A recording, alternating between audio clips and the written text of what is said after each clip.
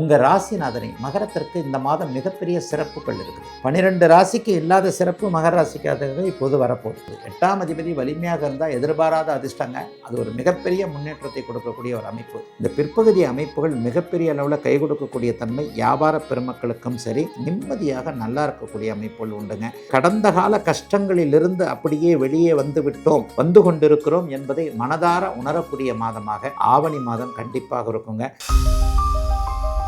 Retro ஆன்மீகம் நேயர்கள் அனைவருக்கும் இனிய நல்வாழ்த்துக்கள். எல்லோரும் நன்றாக இருப்பீர்கள். இப்பொழுது இதோ ஆவணி மாதம் பிறக்கப் போகிறது. ஆவணி பிறந்த ஆடி போய் ஆவணி வந்தாலே எல்லாம் நல்லதாக நடக்குன்றது ஒரு மிகப்பெரிய எளிய மக்கள் கிராமப்புறங்களில் டக்குன்னு சொல்லக்கூடிய ஒரு நல்ல வார்த்தை. அதுவும் ஆவணி மாதம் மங்களகரமான மாதம் வேறு.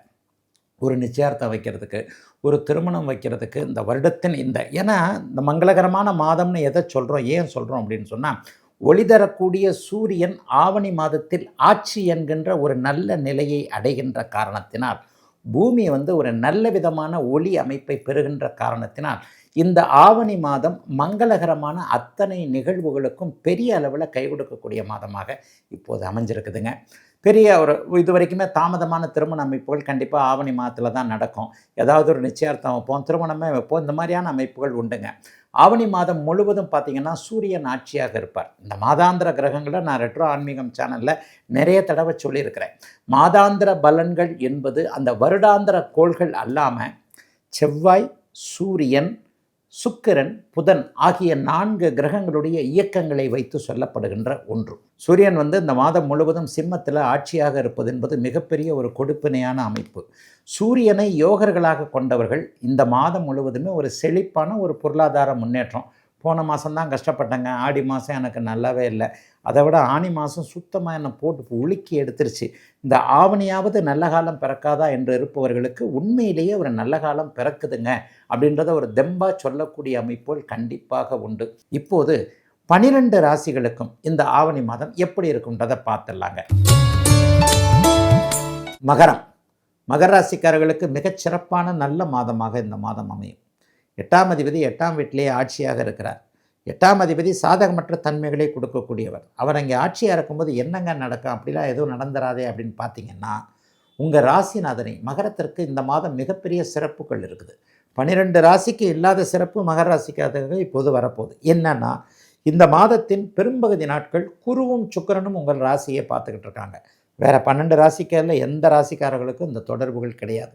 குரு சுக்கிரன் இருவரும் தனித்தனியாக உங்களுடைய ராசிநாதனாகிய சனியை பார்ப்பது, ராசியை உச்சகுரு பார்ப்பது, 8ஆம் அதிபதி வலிமையாக இருப்பது. 8ஆம் அதிபதி வலிமையாக இருந்தால் எதிர்பாராத அதிர்ஷ்டங்க. அது ஒரு மிகப்பெரிய முன்னேற்றத்தை கொடுக்கக்கூடிய ஒரு அமைப்பு.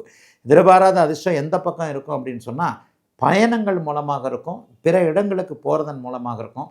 இதுவரைக்கும் மகர ராசியில் பிறந்து வெளிநாட்டுக்கு போய் படிக்க போகிறேன், அது சரியாக வரல, வெளிநாட்டில் போய் வேலை செய்ய போகிறேன், சரியாக வரல, வெளிநாட்டில் போய் சிட்டிசன் ஆகணும்னு பார்க்குறேன், அது சரியாக வரல, இந்த மாதிரியாக அது சரியாக வரவில்லை, இது சரியாக வரவில்லை என்று இருந்தவர்களுக்கு இந்த மாதத்தில் எல்லாம் சரியாக வரும் என்கின்ற திருப்தியான பதில் கிடைக்கக்கூடிய அமைப்புகள் இப்போது உண்டு. வெளிநாட்டில் பையன் இருக்கிறார், ஆனால் செட்டில் ஆகலை, அவருக்கு கல்யாணம் பண்ண முடியல, அவருக்கு தொழில் நன்றாக இல்லை, அவர் குறைந்த சம்பளத்தில் இருக்கிறார், அல்லது வீடு வாகனம் சம்மந்தப்பட்ட விஷயங்கள் நல்லா இல்லை, வெளிநாட்டில் பாப்பா இருக்கிறா, குடும்ப வாழ்க்கை நல்லா இல்லை, மருமகனுக்கும் மகளுக்கும் சண்டை சச்சரவாக போய்கிட்டு இருக்கு. இந்த மாதிரியாக ஏதோ ஒரு வகையில் வெளிநாட்டில் இருக்கக்கூடியவர்கள் பாதிக்கப்பட்டிருக்கின்ற நிலைமைகள் எல்லாம் இப்போது மகர ராசிக்காரர்களுக்கு மகத்தான நல்ல மாற்றங்களாக வரும். 10ஆம் இடத்துல சுக்கிரன் ஆட்சியாகிறார் மாதத்தின் 20ஆம் தேதிக்கு பிறகு பிற்பகுதியில். இந்த பிற்பகுதி அமைப்புகள் மிகப்பெரிய அளவில் கை கொடுக்கக்கூடிய தன்மை வியாபார பெருமக்களுக்கும் சரி, தொழில் முனைவோர்களுக்கும் சரி, ஆண்களுக்கும் சரி, பெண்களுக்கும் சரி, நிம்மதியாக நல்லா இருக்கக்கூடிய அமைப்புகள் உண்டுங்க. வீடு வாகனம் கை கொடுக்கும். எல்லா விதத்திலும் ஒரு மாதிரியான, அதாவது கடந்த கால கஷ்டங்களிலிருந்து அப்படியே வெளியே வந்து விட்டோம், வந்து கொண்டிருக்கிறோம் என்பதை மனதார உணரக்கூடிய மாதமாக ஆவணி மாதம் கண்டிப்பாக இருக்குங்க. சுக்கிரனுடைய நீச்சம் கூட பெரிய அளவில் பாதிக்காது. ராஜயோகாதிபதி தர்மகர்மாதிபதி யோகத்தில் தான் இருக்கிறார்.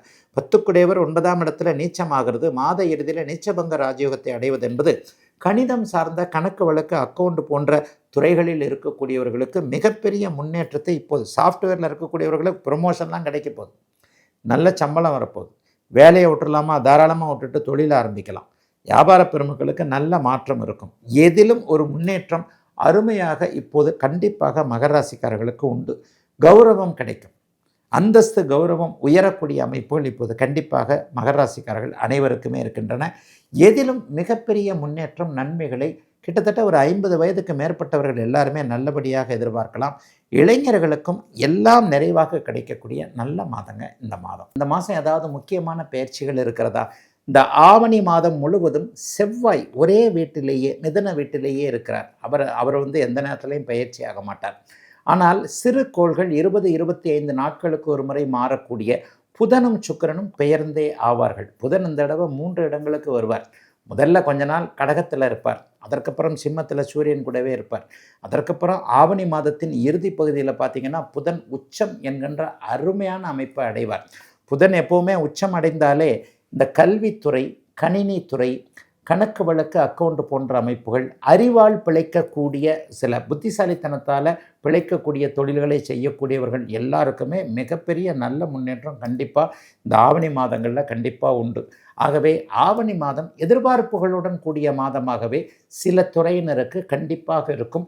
போன மாதம் வரைக்கும் நல்லா இல்லாதவங்களுக்கு சில சக்ஸஸ் கண்டிப்பாக உண்டு என்பதை புரிந்து கொள்ளலாம். சுக்கிரன் மட்டும் கொஞ்சம் நீச்சத்தை அடைகிறாருங்க. ஒரு 10-20 நாட்களுக்கு ஆவணி மாதத்தில் சுக்கிரன் நீச்சத்தை அடைகிறார். ஆவணி மாதம் 15ஆம் தேதிக்கு பிறகுதான் சுக்கிரன் ஆட்சி என்கின்ற அமைப்பில் வருகிறார்.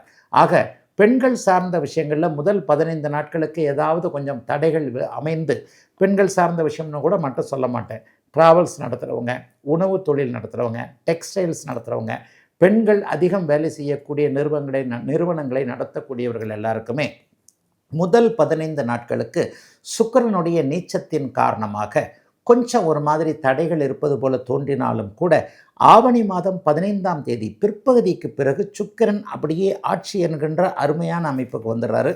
அதனால் முதல் 15 நாட்களுக்கு நல்லா இல்லைனா கூட பிற்பகுதி 15 நாட்களுக்குள்ளே சமாளிக்கக்கூடிய அளவிற்கு பொருள் வரவு வரக்கூடிய தன்மைகள் அல்லது லாபங்கள் நல்ல நிறைவாக தொழிலாளர் பெருமக்கள், தொழில் முனைவோர், வியாபார பெருமக்கள் எல்லாருக்குமே லாபங்கள் வரக்கூடிய அமைப்புகள் கண்டிப்பாக உண்டுங்க.